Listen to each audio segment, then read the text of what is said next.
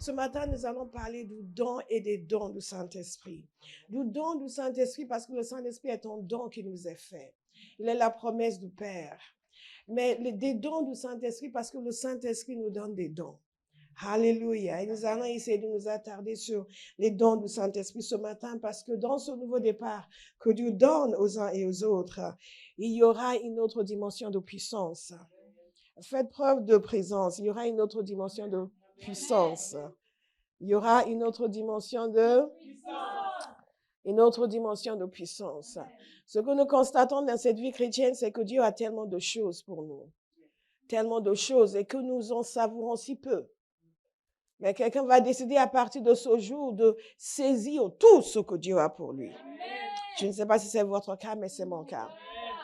Nous parlons de la bonté de Dieu et une des grandes preuves de la bonté de Dieu, nous allons voir encore la semaine prochaine, c'est le salut en Jésus. Et deuxième élément très important dans la bonté de Dieu, du moins dans cette nouvelle alliance, c'est le fait qu'il nous a donné le Saint-Esprit. Et je vous invite à regarder avec moi dans Jean 14, Jean 16. Nous allons voir aussi Acte 1, Acte 2 et 1 Corinthiens 12. Thank you, Lord. Thank you, Jesus. Je vous rappelle qu'un jour, je vais faire l'inspection des Bibles.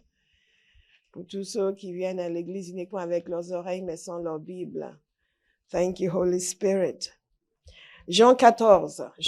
Faites-moi signe quand vous y êtes. Jean 14 et Jean 16, c'est 2 pages après. Amen. Nous avons reçu cette promesse extraordinaire. Jésus est sur le point de quitter la terre. Il est sur le point d'aller à la croix. Et il a parlé longuement avec ses disciples. Ils se doutent bien qu'il va se passer quelque chose, même s'ils n'ont pas tout compris.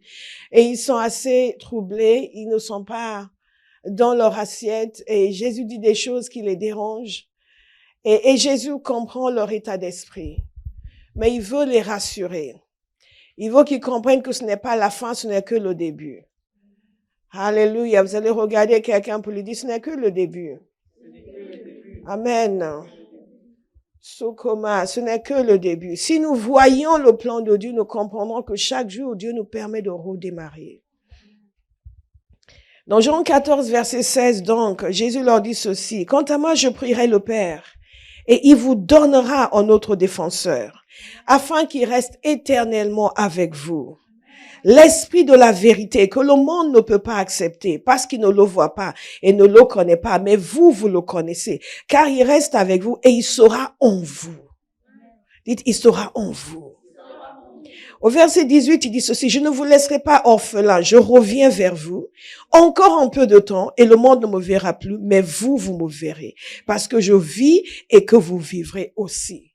Jésus leur dit un certain nombre de choses ici qu'ils ne comprennent pas très bien. Mais après, ils ont compris. Comme pour beaucoup de choses que Jésus leur a dit, c'est après qu'ils ont compris. Mais nous avons ce laps de temps et nous avons reçu beaucoup d'enseignements. Donc, nous sommes en mesure de comprendre aujourd'hui. Jésus leur disait quelque chose. Je vais vous donner un autre défenseur, un autre consolateur dans certaines traductions, un autre paraclet, en d'autres termes, un autre que moi. N'est-ce pas? Et afin qu'il reste éternellement avec vous. On voit déjà le contraste que Jésus est en train de faire. Jésus est resté avec eux pendant 3 ans. Pour ceux qui étaient de sa famille pendant plus longtemps que cela. Mais ils ne le reconnaissaient pas nécessairement comme le Messie. Certains l'ont quand même suivi. Et que donc 3 ans, il est resté avec eux. Mais le Saint-Esprit, lui, au contraire, je veux savoir si vous êtes dans cette salle et vous comprenez ce que je suis en train de dire, va rester éternellement avec nous. Éternellement avec nous. Éternellement. Si nous commencions ce matin dans nos cours racines, nous parlions de la parole de Dieu. Si nous commencions à nous plonger dans la parole pour réellement croire ce qu'elle dit, nos vies seraient différentes. Amen. Le Saint-Esprit va rester éternellement. Amen. L'esprit de la vérité que le monde ne peut pas accepter parce qu'il ne le voit pas, il ne le connaît pas. Mais vous le connaissez car il reste avec vous et il sera en vous. Amen. Dans la première chose que nous voyons, c'est le Saint-Esprit en nous. Amen. Il sera en vous. Je ne vous laisserai pas orphelin, je reviens vers vous. Je ne vous laisserai pas orphelin. Soulignez cela, s'il vous plaît, dans vos Bibles. Je ne vous laisserai pas. En d'autres termes, Jésus étant parti, sans le Saint-Esprit, nous serions orphelins. Même nés de nouveau, nous serions comme des orphelins. Nous serions livrés à nous-mêmes. sans la capacité de connaître vraiment le Seigneur comme nous devrions. En d'autres termes, la présence du Saint-Esprit est absolument capitale pour nous, pour notre marche chrétienne, pour la connaissance de Dieu. Alléluia. Je ne vous laisserai pas orphelins. Et nous voyons déjà la bonté de Dieu dans le fait que Jésus pense à leur bien-être après son départ et comment ils allaient exécuter les tâches qu'il allait leur confier. Parfois, lorsqu'on nous donne des tâches dans l'église, nous nous comportons comme si on était en train de nous tuer, de nous trucider, de proclamer notre mort parce que c'est compliqué, c'est difficile, c'est ceci. Jésus leur a donné la tâche de gagner le monde entier. À une poignée d'individus qui ne pesaient pas lourd. Il a confié la responsabilité pour l'humanité. Mais il n'était pas du tout dérangé parce qu'il savait que le Saint-Esprit allait venir et qu'avec le Saint-Esprit, l'être humain va accomplir des exploits. Amen. Je ne sais pas si vous pensez que je prêche pour que vous soyez contents. Je prêche pour que vous soyez dérangés. Amen. Que vous soyez dérangés de votre état actuel, de votre passivité. Que vous soyez dérangés par le fait que le Saint-Esprit est venu et vous en êtes encore là.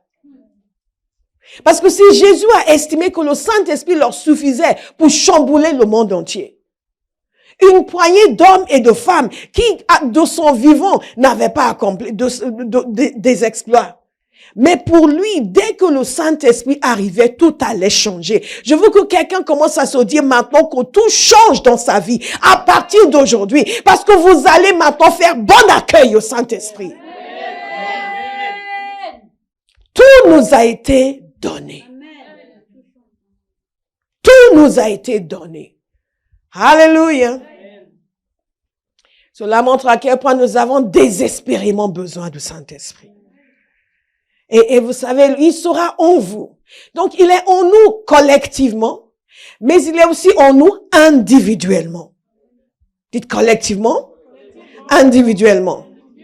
Je vous donne 2 versets rapidement que vous allez méditer par la suite. 1 Corinthiens 3,16 nous dit ceci. Ne savez-vous pas que vous êtes le temple de Dieu et que l'Esprit de Dieu habite en vous? Et dans ce passage, il parle collectivement. Les mots dans le texte original font référence à une pluralité. Mais ensuite, dans 1 Corinthiens 6, verset 19, il dit ceci, ne le savez-vous pas? Parce que vous êtes censés le savoir. Il y a des choses que nous sommes censés savoir, mais que nous ne savons pas. Ne le savez-vous pas? Ne savez-vous pas? Votre corps est le temple du Saint-Esprit, qui est en vous et que vous avez reçu de Dieu. Amen. Jésus leur a dit, il sera en vous. Amen. Et maintenant, les Corinthiens, qui sont maintenant nés de nouveau, Paul leur dit, il est en vous. Si vous êtes nés de nouveau aujourd'hui, il est en vous. Amen. Donc, ne savez-vous pas? Ne sais-tu pas, Armide, que tu es le Saint-Esprit? Que tu es le temple du Saint-Esprit. Ce n'est pas le Saint-Esprit. Tu es son temple. Que tu es le temple du Saint-Esprit. Qu'il est en toi. Demande à quelqu'un, ne le sais-tu pas? Ne le sais-tu pas? Ah. Et que vous avez reçu de Dieu, vous ne vous appartenez pas à vous-même. C'est vraiment important de comprendre cela, parce que Jésus leur a dit, il sera en vous. Donc, ne vous inquiétez pas, je m'en vais, mais vous ne serez pas seuls. J'ai l'habitude de dire que je ne suis pas seul. Le Père, le Fils, le Saint-Esprit, les anges, ça fait du monde. Je suis en bonne compagnie. C'est une anomalie pour un enfant de Dieu de se sentir seul. Mais parce que vous ne l'êtes pas. Si vous avez des yeux spirituels pour voir, vous allez savoir qu'il y a des anges dans votre maison. Que le Saint-Esprit est en vous. Que vous vivez, vous êtes assis dans les lieux célestes avec Christ.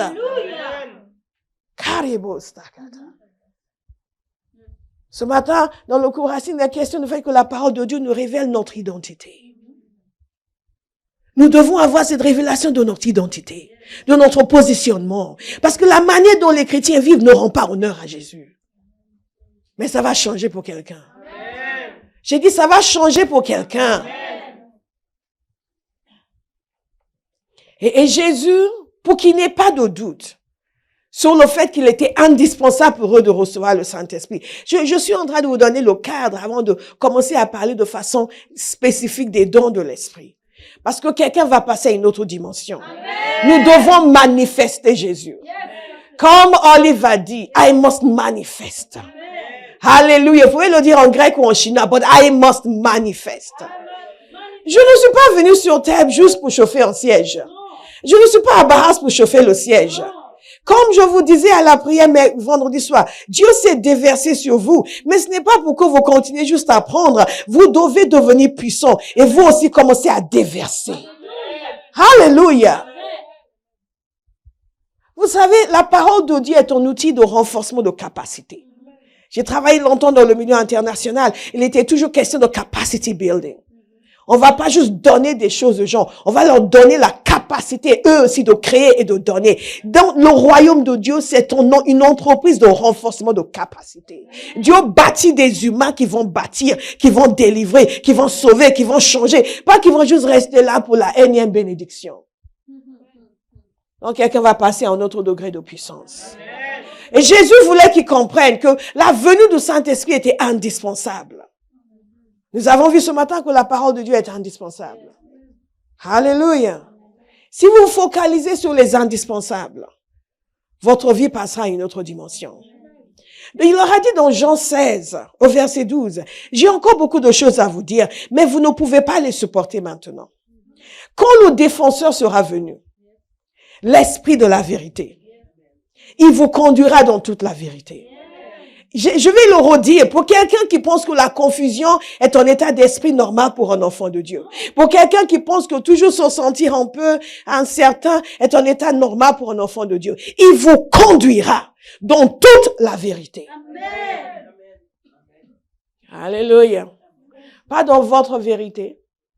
Pas dans la vérité d'Olive comme il est courant dans notre génération. Chacun a sa vérité. Ce qui en soi est une anomalie. Ce qui n'est pas possible. Mais on va même pas entrer dans ça. On va juste se focaliser sur le fait qu'il nous conduira dans toute la vérité. Car il ne parlera pas de lui-même, mais il dira tout ce qu'il aura entendu et vous annoncera les choses à venir.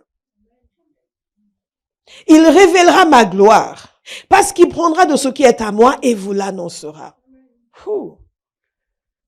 Tout ce que le Père possède est aussi à moi. Voilà pourquoi j'ai dit qu'il prend de ce qui est à moi et qu'il vous l'annoncera. Rien que dans ce passage, nous voyons que le Saint-Esprit va nous enseigner, qui va nous rappeler tout ce que Jésus a dit, qui va nous conduire dans toute la vérité. Il va nous conduire, nous donner toute la sagesse dont nous avons besoin, toute la compréhension dont nous avons besoin. Il va nous révéler toutes les choses qui semblent être cachées, mais que nous sommes censés connaître. Il va nous révéler tout ce qui concerne le Père, tout ce qui concerne le Fils. Donc nous ne serons pas des gens ignorants qui disent, je ne sais pas ce que le Seigneur fait, je ne sais pas dans quel sens me tourner. Le Saint-Esprit nous conduira dans toute la vérité. Souvent, vous voyez des chrétiens, lorsqu'il se passe des choses dans leur vie, ils tirent des conclusions qui n'ont rien à voir avec la nature de Dieu. Parce qu'ils n'ont pas laissé le Saint-Esprit les conduire dans toute la vérité. Ils ont laissé les émotions fausser leur compréhension de la vérité. Dites à quelqu'un, ce ne sera plus jamais ton cas. Alléluia. Nous allons laisser le Saint-Esprit nous enseigner. Nous allons reconnaître notre ignorance. Nous allons reconnaître que nous vivons dans un monde d'incertitude et nous avons besoin de certitude. Alléluia. Et il nous aide à prier, nous allons voir cela, il nous aide. Il nous aide. Il nous aide dans tous les domaines de la vie, il nous aide. Parce que Dieu sait que dans ce monde déchu, en dépit de la victoire de Jésus, nous n'allons pas réussir si le Saint-Esprit n'était pas là pour nous aider. Mais il nous aide. Et nous recevons l'aide du Saint-Esprit aujourd'hui. Parce que nous sommes ignorants des choses de Dieu. Parce que nous sommes dominés par la chair et que nous avons besoin d'un renouvellement de l'intelligence. Que nous avons besoin d'être transformés dans notre manière de voir et de faire. Le Saint-Esprit nous aide. Quand vous parlez aux gens, ils vont vous dire, oui, moi je crois en Dieu, j'ai toujours cru en Dieu. Ils vont sortir des choses qui vont vous montrer tout de suite qu'ils ne connaissent pas Dieu. Parce qu'ils n'ont pas laissé le Saint-Esprit les aider. Beaucoup d'êtres humains campent sur leur idée de Dieu. Non, mais moi je pense que ce que tu penses n'a aucune importance. Quelle est la vérité? Vous m'avez souvent entendu le dire, je bénis le Seigneur de ce que l'interpellation que j'ai eue avant de venir à Christ, c'était quelle est la vérité. Dieu m'a donné suffisamment d'intelligence pour savoir que tout n'était pas vrai. Donc, qui dit vrai? Qu'est-ce qui est vrai? Au-delà de ce que moi je peux conclure, de ce que je peux imaginer, de la philosophie personnelle que je peux me faire de l'existence, quelle est la vérité? Et le Saint-Esprit nous conduira dans toute la vérité. Nous savons aussi que c'est grâce à lui que les gens sont convertis, parce que c'est lui qui donne la conviction du péché. Vous voyez des gens qui font des choses horribles et qui vous regardent et disent, mais moi je fais rien de mal. Vous savez qu'ils n'ont pas du tout la compréhension de la vérité, ni la conviction de vérité. Et le Saint-Esprit nous aide. Dites, Saint-Esprit, aide-moi. Saint-Esprit, aide-moi. Nous vivons dans un monde incertain. Nous avons besoin de certitude. Nous vivons dans un monde imprévisible. Nous avons besoin d'une connaissance surnaturelle. Dieu est infini et il nous donnera toute la sagesse et toute la connaissance dont nous avons besoin. Aucun enfant de Dieu ne doit vivre désemparé sur la terre. Parce que le Saint-Esprit est l'esprit de sagesse. Il a toute la sagesse dont nous avons besoin. Quelqu'un dit, je reçois la sagesse du Saint-Esprit. Dans ce monde, tout vous conduit dans l'erreur. Les gens vous conduisent dans l'erreur. La société vous conduit dans l'erreur. Et la société appelle ce qui est mauvais bon et ce qui est bon mauvais. Et si vous n'avez pas le Saint-Esprit pour vous conduire, même chrétien, vous allez vous tromper de chemin. Vous allez vous tromper de chemin. Si vous ne lui laissez pas la place, si vous entendez davantage la voix de la société, la voix de vos amis, que la voix de Dieu, il nous conduira dans toute la vérité. Le monde est régi par des lois surnaturelles. Nous avons besoin de l'intervention surnaturelle du Saint-Esprit dans nos vies. Et Jésus le savait. Donc il leur a dit qu'il allait leur donner le Saint-Esprit. Dans Actes chapitre 1, puisque eux, ils étaient préoccupés par leur nation, par la gloire d'Israël. Ils étaient préoccupés pour que Dieu restitue la gloire perdue de la nation. Et ils ont demandé à Jésus, parce que là, il était ressuscité, il a passé du temps avec eux. Et ils ont dit, maintenant, ça y est, c'est maintenant. Le Seigneur leur a dit, non, j'ai d'autres préoccupations. Et nous sommes comme ça parfois. D'où la nécessité d'être conduit par le Saint-Esprit dans la prière. Parfois, nous avons des choses à dire à Dieu. Oui, Seigneur, et quand nous commençons à écouter le Saint-Esprit, nous nous rendons compte que nous ne sommes pas du tout sur sa longueur d'onde. Ici, les disciples n'étaient pas du tout sur la longueur d'onde du Seigneur. Et beaucoup d'entre nous, même convertis, nous ne sommes toujours pas sur sa longueur d'onde. Mais quelqu'un aujourd'hui va se laisser ajuster par le Saint-Esprit. Amen. Notre bien-aimée tout à l'heure a témoigné du fait qu'elle boudait le Seigneur. Elle n'était pas du tout sur sa longueur d'onde. Elle n'avait pas idée de tout ce que le Seigneur avait fait pour elle. Et l'attitude qui devait être la sienne devant lui. Et elle disait, mercredi, qu'elle le mettait un peu en deuxième position. Parce qu'elle ne comprenait pas ses objectifs. Il y a des choses que le Saint-Esprit va encore nous révéler sur nous, sur la vie à laquelle Dieu nous destine. Je vous encourage à laisser le Saint-Esprit vous parler. Parfois, on pense savoir, mais quand il commence à nous parler, on est étonné de voir à quel point on est à côté de la plaque. Parfois, je vois des gens donner des exemples, des gens dans la Bible et presque se moquer. Je me dis, mais s'ils se connaissaient, ils ne se permettraient pas. Toutes ces choses ont été écrites pour nous servir d'exemple parce que ces gens sont exactement comme nous. Donc, qu'est-ce qu'ils ont dit? Ils ont dit ceci dans Actes chapitre 1.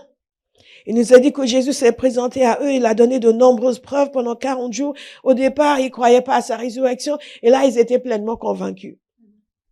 Au verset 4, il nous a dit ceci. Alors qu'ils se trouvaient en leur compagnie, il leur recommanda de ne pas s'éloigner de Jérusalem, mais d'attendre ce que le Père avait promis. Ce que je vous ai annoncé, leur dit-il, car Jean a baptisé d'eau, mais vous, dans peu de jours, vous serez baptisés du Saint-Esprit. Amen. Je vois que ça ne vous fait pas plus que ça. Amen. Au verset 6, alors que les apôtres étaient réunis, ils lui demandèrent, Seigneur, vous comprenez, il vient de leur annoncer quelque chose d'extraordinaire. Vous penserez qu'ils sont là, disent, waouh, et ils nous allons être baptisés dans le Saint-Esprit, et qu'est-ce que ça va donner? Non, non, non, ils avaient d'autres préoccupations. Je prie pour quelqu'un aujourd'hui, que tout ce qui est préoccupation étrangère, Dieu l'enlève de votre vie. Amen. Pour que vous soyez focalisés sur l'essentiel. Beaucoup de chrétiens ne sont pas focalisés sur l'essentiel. Alors que les apôtres, donc au verset 7, Jésus leur répond. Il leur répondit, ce n'est pas à vous de connaître les temps ou les moments que le Père a fixés de sa propre autorité, mais vous recevrez une puissance lorsque le Saint-Esprit viendra sur vous. Et vous serez mes témoins à Jérusalem, dans toute la Judée, dans la Samarie et jusqu'aux extrémités de la terre. Et les extrémités de la terre, c'est Paris. Alléluia. Alléluia. Une fois, il y a un garçon de ma famille qui m'a demandé pourquoi Jésus n'est pas né à Paris. J'avoue que c'est la première fois qu'on me pose cette question. Pourquoi Jésus n'est pas né à Paris? Que ça va. Donc nous sommes les extrémités de la terre. Mais à partir d'ici, nous devons aller aux extrémités de la terre. Et nous avons un outil extraordinaire que Dieu nous a donné dans cette génération pour aller aux extrémités de la terre sans même nous déplacer. Amen. Ça s'appelle? Donc, tous ceux qui veulent obéir aux injonctions du Seigneur, mettez-vous-y. À envoyer l'évangile aux extrémités de la terre. Vous recevez une puissance lorsque le Saint-Esprit viendra sur vous. Pourquoi? Parce que c'est nécessaire. Parce que ce monde est un monde de puissance.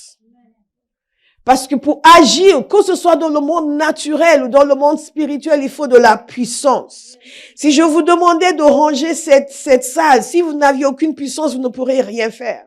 Pour déplacer ces chaises, il faut de la puissance.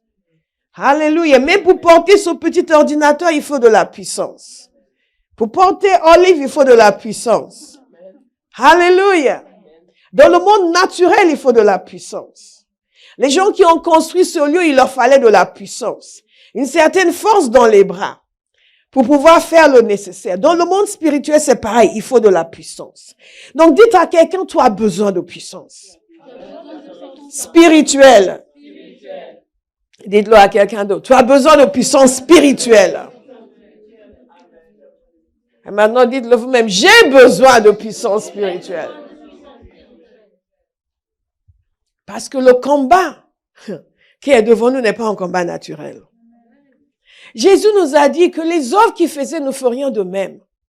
Et que nous en ferions de plus grandes parce qu'il allait vers le Père. Et nous savons qu'il est allé vers le Père et il nous a envoyé le Saint-Esprit. Il nous a donc équipés de puissance. Dites de puissance. Parce que la puissance est indispensable. Pour que quelqu'un se convertisse, il faut la puissance. Il faut la puissance pour déloger ses pensées anciennes, pour pénétrer son cœur avec l'évangile, pour qu'il y ait un retournement dans sa manière de voir. Alléluia. Parce que ce qui l'empêche de se convertir, ce n'est pas juste le fait qu'il n'a pas envie. Il y a des puissances spirituelles qui l'empêchent de voir, de comprendre, de saisir et de suivre. Et même pour les chrétiens, si vous ne vous soumettez pas au Saint-Esprit, ces puissances viendront aussi vous empêcher de suivre, vous empêcher d'écouter, vous empêcher d'être attentif. Je vous ai parlé à la prière d'un témoignage que le pasteur Chris avait raconté d'un serviteur de Dieu qu'il connaissait. Il priait un jour dans les locaux de son église et Dieu lui a ouvert les yeux. Et il a vu une entité spirituelle énorme et qui avait la tête d'un porc, d'un cochon, et qui était menaçant et il disait qu'il était l'esprit qui contrôlait certaines personnes dans l'église. Dites puissance. Vous êtes silencieux. Qui contrôlait certaines personnes dans l'église et qui causait des problèmes, qui les empêchait de coopérer, de suivre. Parce que nous sommes dans une confrontation de puissance. Le monde spirituel est un monde de puissance. C'est la raison pour laquelle aucun enfant de Dieu ne peut faire l'économie de la puissance du Saint-Esprit. et de l'action du Saint-Esprit dans sa vie. Personne n'est autonome spirituellement. Personne n'est indépendant spirituellement. Si ce n'est pas le Saint-Esprit qui vous contrôle, c'est un autre esprit qui vous contrôle. Dans ce monde naturel, nous fonctionnons dans l'esprit, par l'esprit et par des esprits. Alléluia. Tout d'un coup, vous êtes silencieux. Quelqu'un se dit, quel esprit me contrôle? Il y a toujours un esprit qui vous contrôle. Toujours. Toujours. Chaque choix que vous faites, il y a un esprit derrière. Je prie que pour tous, ce soit le Saint-Esprit. Alléluia. Mais le Saint-Esprit nous donne la capacité d'opérer dans le surnaturel. Le Saint-Esprit nous donne la capacité d'agir dans le surnaturel, de gagner des combats dans le surnaturel, de dominer sur toutes les puissances des ténèbres. Oh, c'est une bonne chose. Je vous ai dit, il faut aimer le mot domination. Il faut aimer le mot autorité. Il faut aimer le mot puissance. Il faut aimer le mot force. Et il faut haïr la faiblesse. Alléluia. Je sens que vos amen commencent à diminuer parce que vous dites, je ne vais plus pouvoir pleurnicher. Non, vous n'allez plus pouvoir pleurnicher.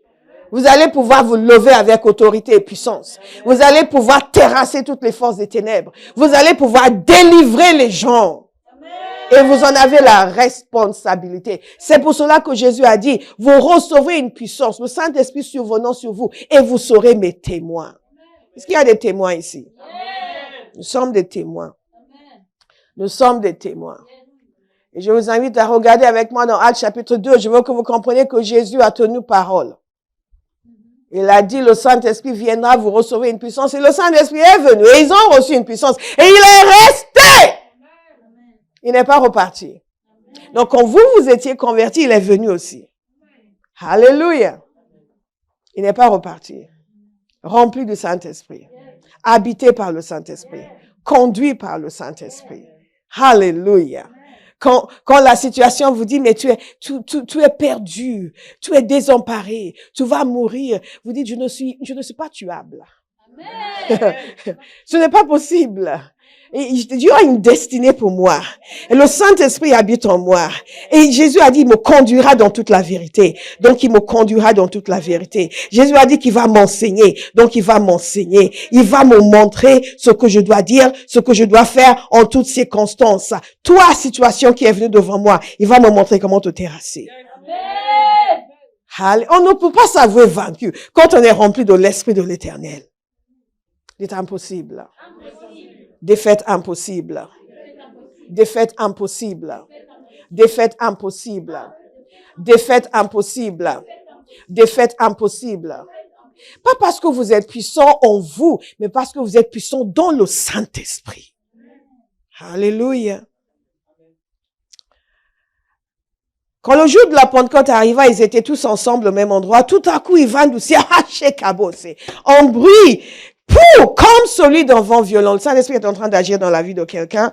Waouh. Qui remplit toute la maison où ils étaient assis. Des langues qui semblaient de feu leur apparurent séparées les unes des autres et se posèrent sur chacun d'eux. Ils furent tous remplis du Saint-Esprit. Dis tous. Tous remplis du Saint-Esprit. Tous remplis du Saint-Esprit. Sans exception. Et le Saint-Esprit est descendu à Abba House. Et ils furent tous remplis du Saint-Esprit. Ils furent tous remplis du Saint-Esprit. Ils furent tous remplis du Saint-Esprit. Alléluia. Tous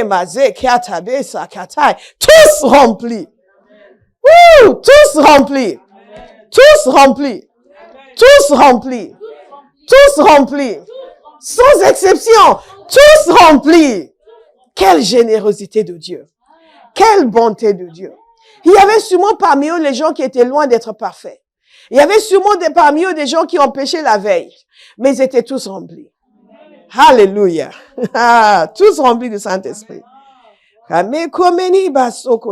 ils se mirent à parler en d'autres langues, comme l'Esprit leur donnait de s'exprimer. Or, il y avait en séjour à Jérusalem des Juifs, hommes pieux venus de toutes les nations qui sont sous le ciel. À ce bruit, ils accoururent en foule et ils furent stupéfaits parce que chacun les entendait parler dans sa propre langue. Ils étaient tous remplis d'étonnement et d'admiration. Et ils se disaient les uns aux autres, ces gens qui parlent ne sont-ils pas tous galiléens?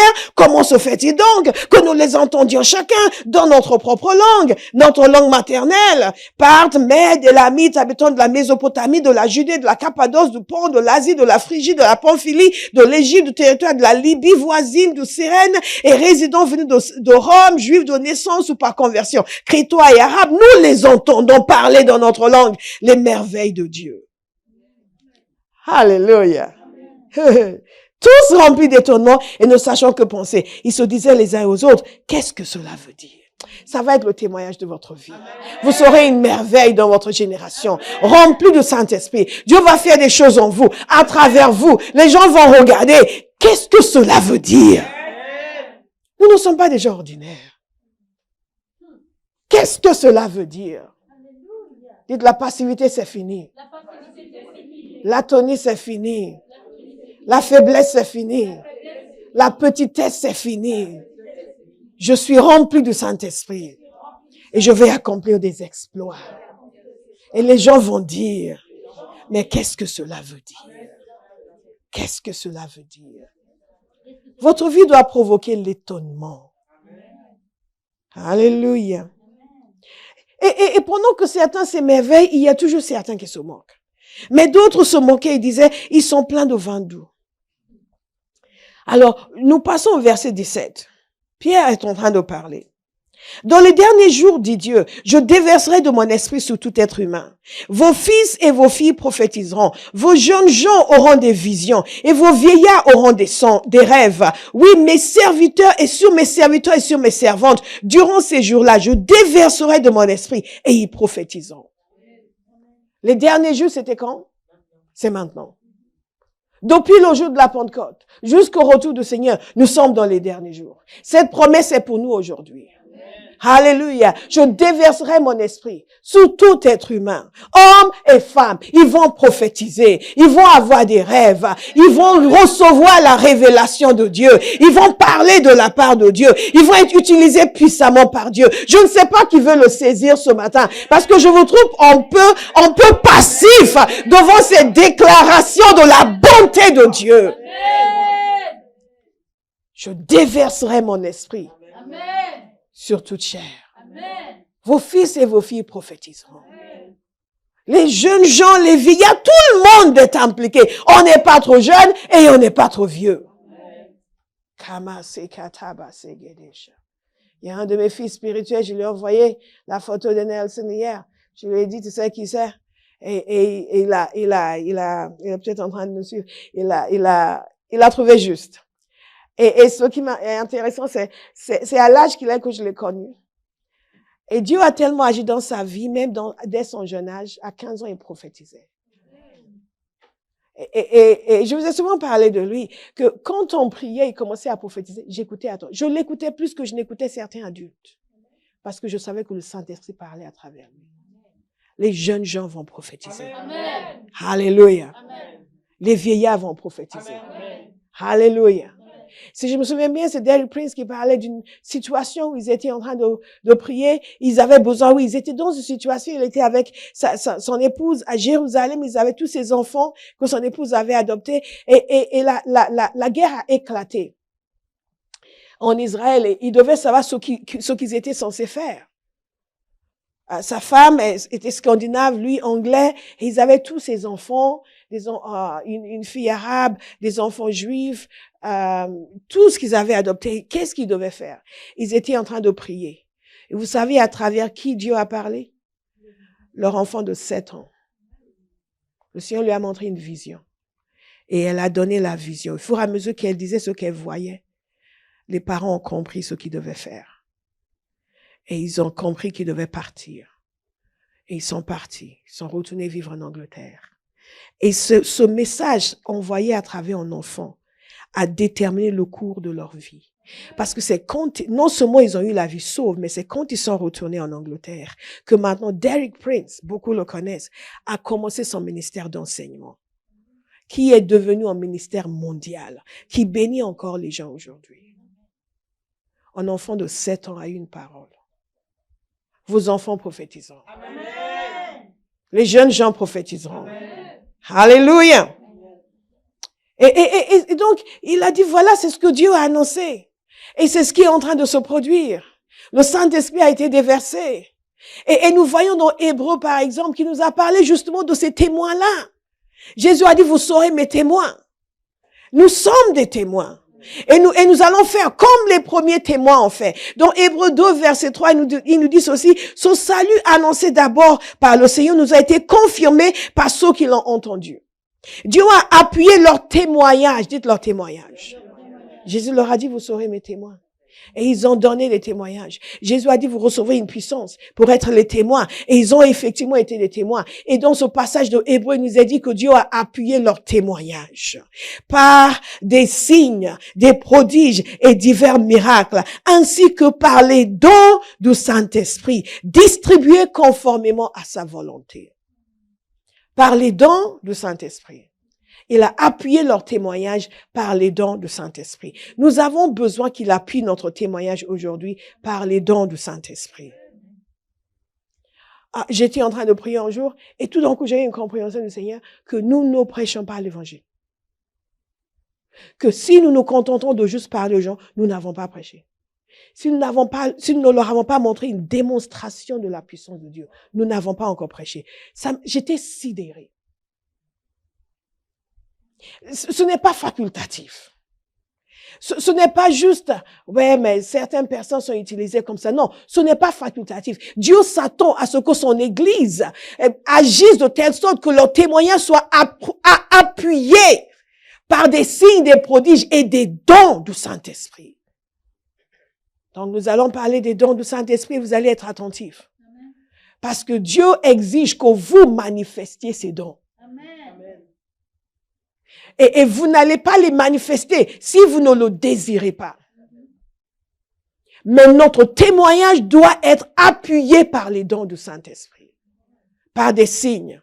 Dites par des signes. Par des prodiges. Par des miracles. Alléluia. Vous savez comment Béa a commencé à fonctionner dans la guérison?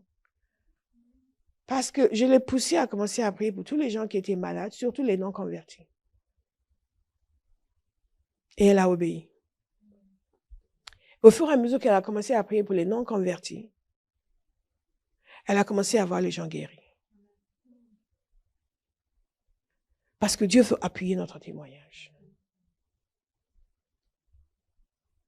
Père, au nom de Jésus, par le Saint-Esprit, appuie mon témoignage. Appuie mon témoignage. Lorsque Jésus a dit, vous serez mes témoins, il ne parlait pas qu'à ceux-là, à tous ceux qui allaient venir. Donc, il parlait à Marie. Il parlait à Olive. Il parlait à Christelle. Non seulement il nous parle, mais il nous tient pour responsables.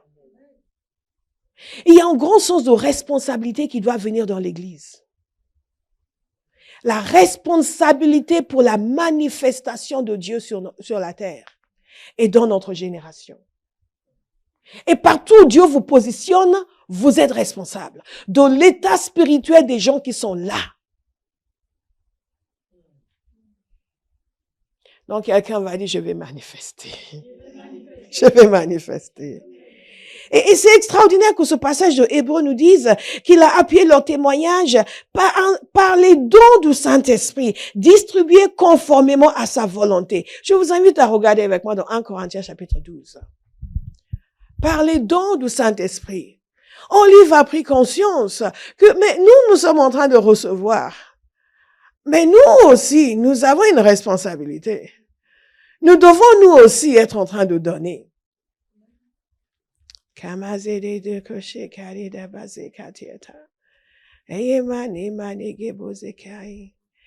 que vous savez qu'il y a des gens qui meurent pour lesquels Dieu va nous tenir pour responsables?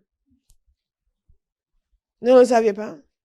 Parce que parfois, les gens meurent autour de nous et nous tenions Dieu pour responsable. Or, Dieu nous tient pour responsables.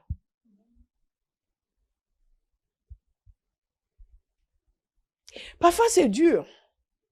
Mais nous devons nous rendre compte que parfois, il y a des gens qui meurent parce que nous sommes immatures. Il y a des gens dont la souffrance est perpétuée parce que nous sommes immatures, parce que nous n'assumons pas nos responsabilités. J'ai déjà vu des situations dans la vie des gens. Parfois, c'est des parents qui me parlent de leurs enfants. Et je leur dis, faites ça, ça, ça et ça.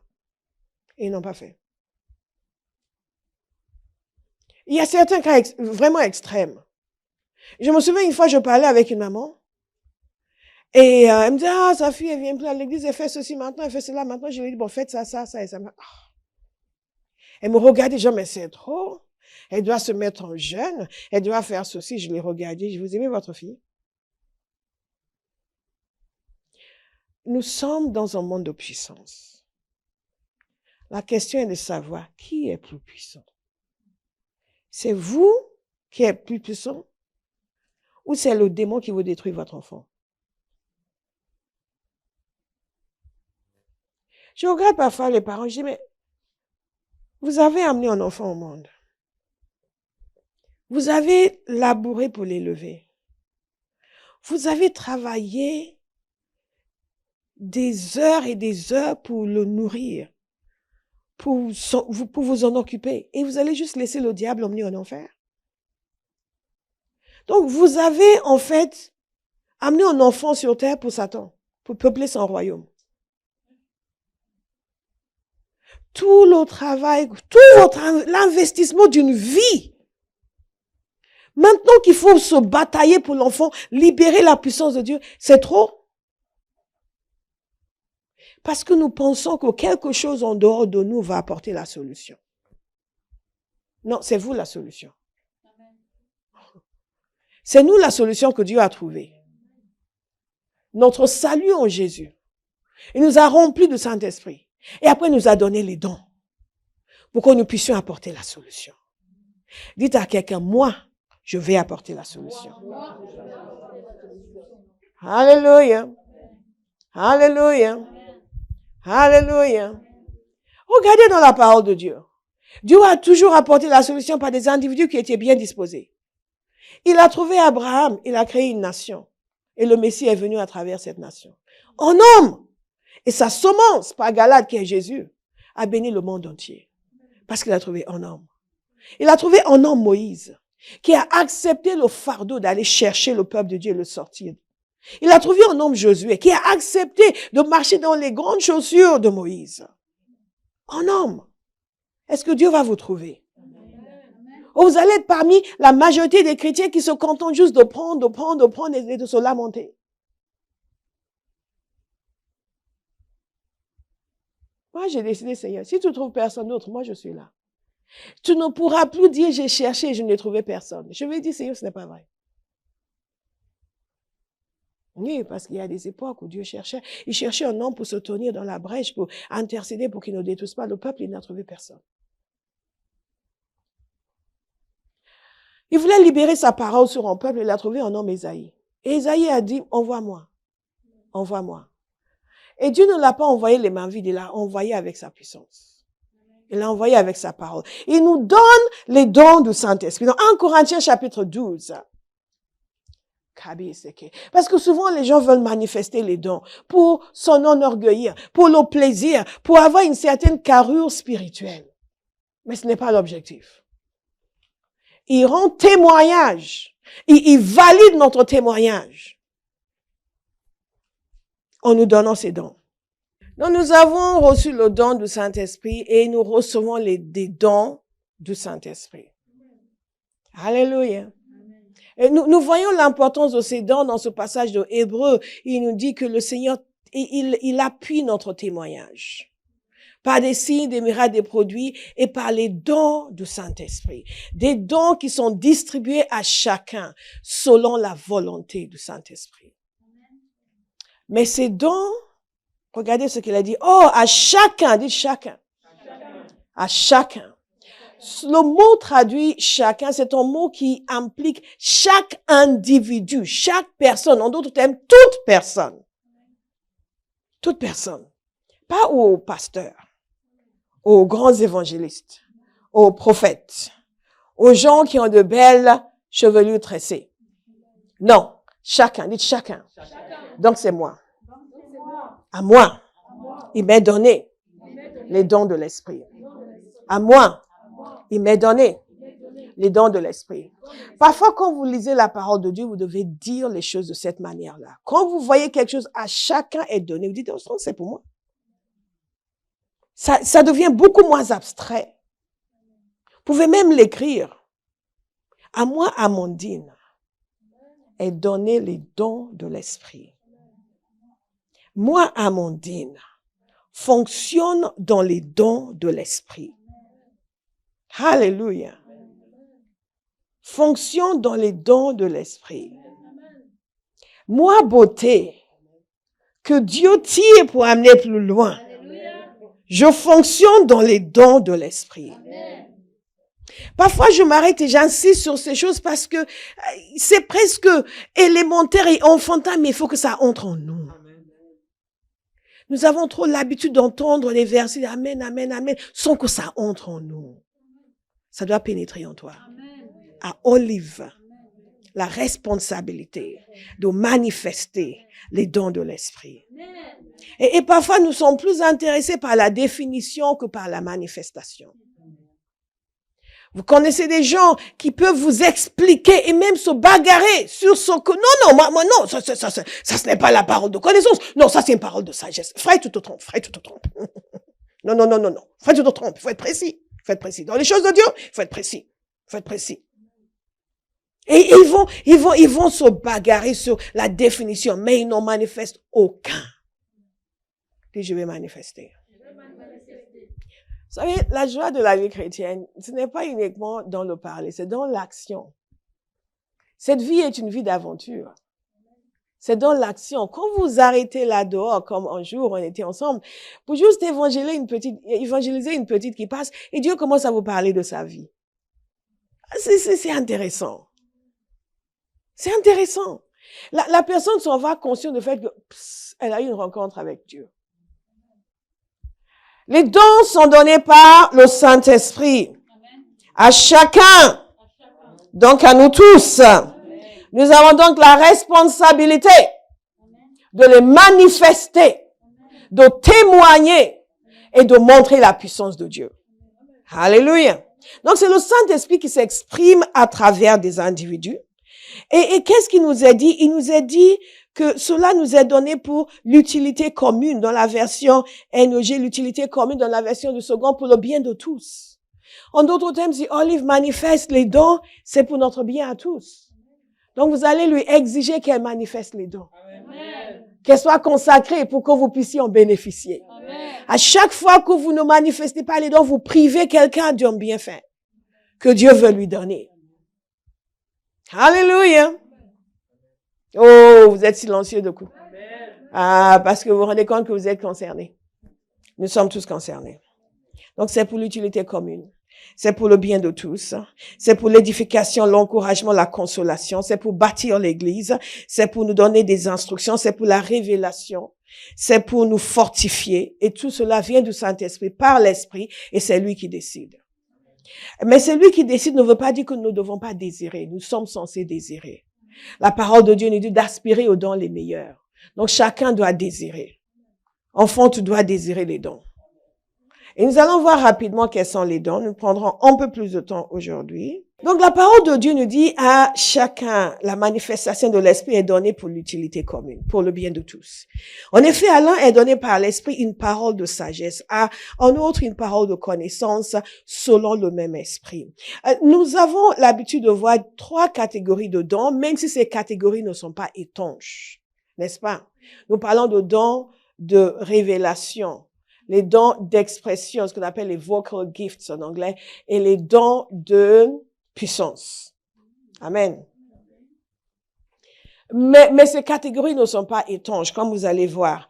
Dans les dons de révélation, nous avons la parole de sagesse, la parole de connaissance et le discernement des esprits. Il y a quelque chose de la pensée de Dieu qui est révélé à quelqu'un. Il y a quelque chose qui était inconnu, qui est révélé à quelqu'un. Comme lorsque je viens la voir et je commence à lui dire certaines choses. Ou l'autre jour, quand je commençais à prier contre certaines choses dans sa vie, après il nous a dit, il y a ça et ça qui s'est passé dans la journée. Je n'étais pas au courant. Mais Dieu a révélé. Donc, dans cette catégorie de dons, il y a une mise à disposition d'une information, d'une direction dans sa voix. Et nous allons voir la distinction. Lorsqu'on parle de la parole de sagesse, il s'agit du cœur de Dieu qui est partagé avec nous et apporte une solution dans une situation. Ça peut être une connaissance de quelque chose au futur avec la solution. En général, il y a une direction. Lorsque l'apôtre Paul, par exemple, était dans le bateau et qu'on avait l'impression que tout le monde allait mourir, Dieu lui a envoyé un ange, il lui a donné une parole de sagesse, puis il dit non, Paul, tout va bien se passer. Voilà comment ça va se faire. Il ne lui a pas donné les détails sur, on va faire ça, ça et ça, mais il a dit, tu seras sauvé et les gens avec toi, Dieu t'a donné tous ces gens avec toi. C'est une révélation, c'est une parole de sagesse qui lui a été donnée. Est-ce que vous me suivez? Alléluia. Il a eu une conduite très claire, une direction très claire. Parfois, il y a une situation qui se produit. Regardez Noé, par exemple. Il a reçu une parole de sagesse. Quand le Seigneur est venu lui parler, il lui a dit qu'il allait amener un déluge. Il lui a dit, toi, tu vas faire ça, ça, ça et ça. Donc, ce n'est pas juste ce qui va se passer, c'est ce que lui est censé faire. Là, une sagesse divine, extraordinaire, qu'il n'aurait pas pu obtenir autrement, lui a été communiquée. Donc, il y a une dimension presque d'impossibilité. Ce qui est impossible à l'être humain, Dieu l'amène à sa connaissance et lui donne une porte de sortie. Et il montre la voie que Dieu veut utiliser pour amener une solution. Donc Noé, il a reçu cette parole et il a construit son arche. Envers et contre tous. Parfois, c'est une parole de sagesse c'est d'une parole de sagesse que certains ont besoin parce qu'ils sont facilement affectés par le désaccord des gens autour d'eux.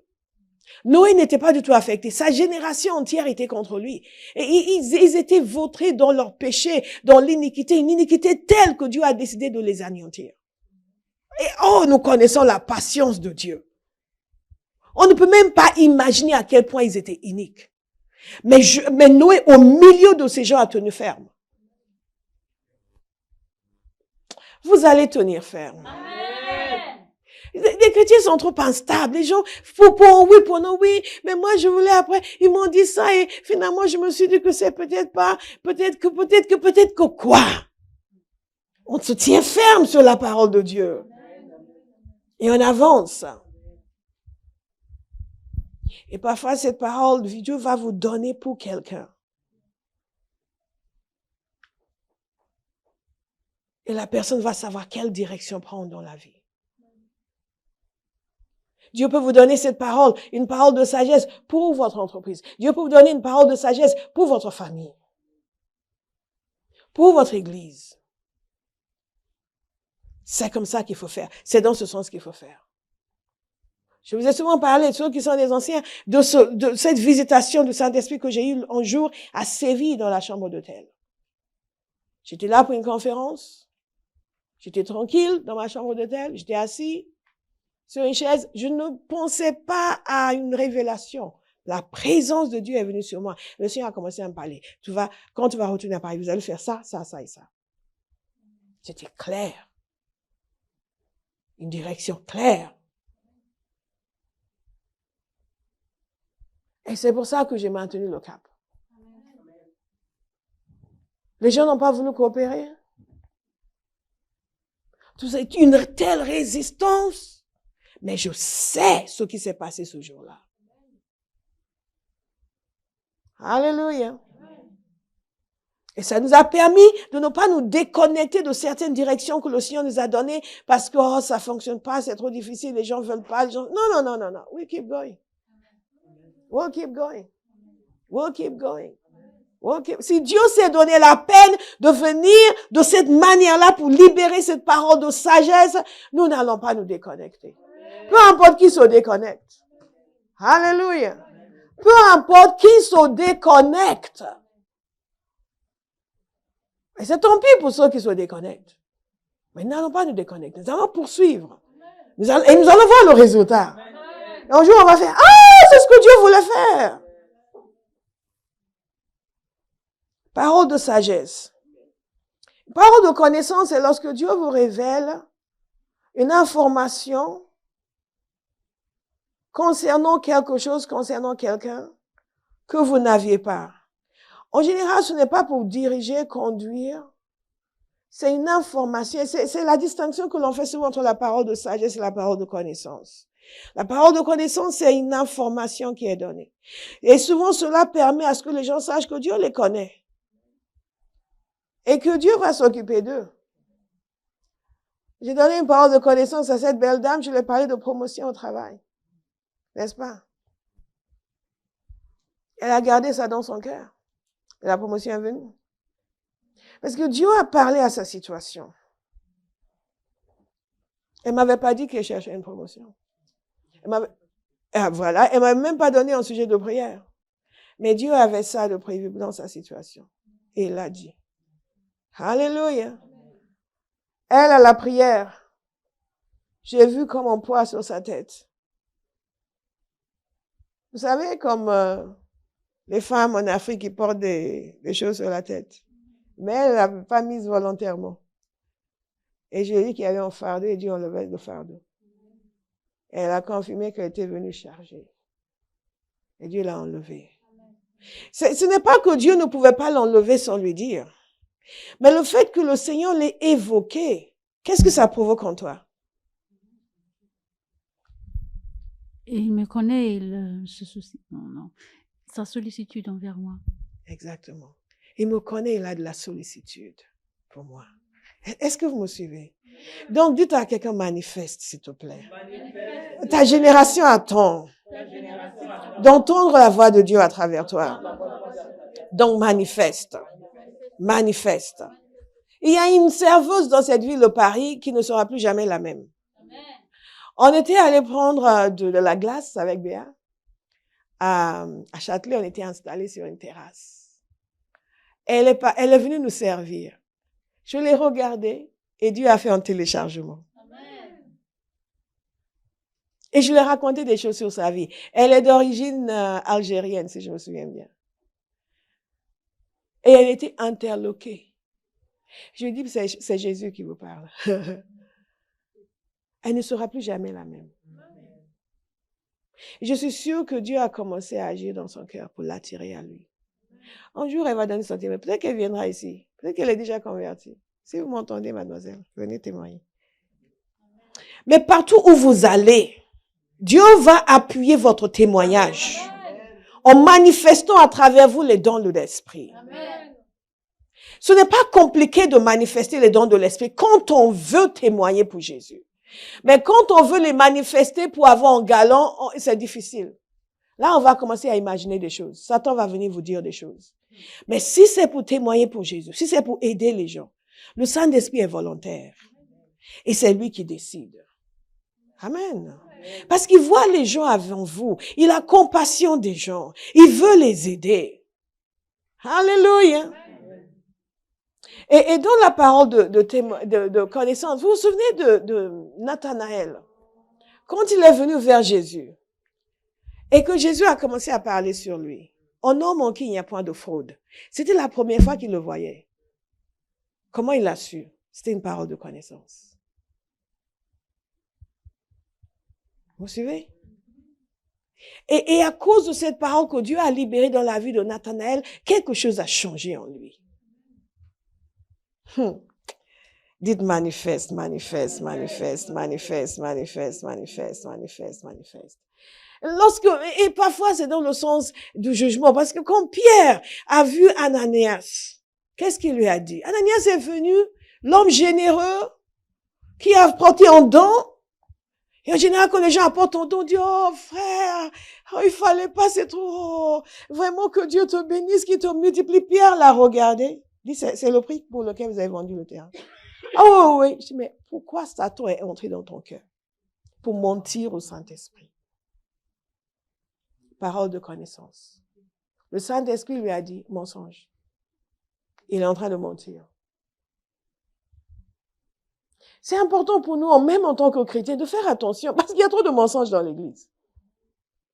Les gens vous disent quelque chose et quand vous creusez, c'est le contraire. Parce que nous n'avons pas la crainte de Dieu. Nous ne sommes pas conscients du fait que le Saint-Esprit nous voit et dit, tu es en train de mentir.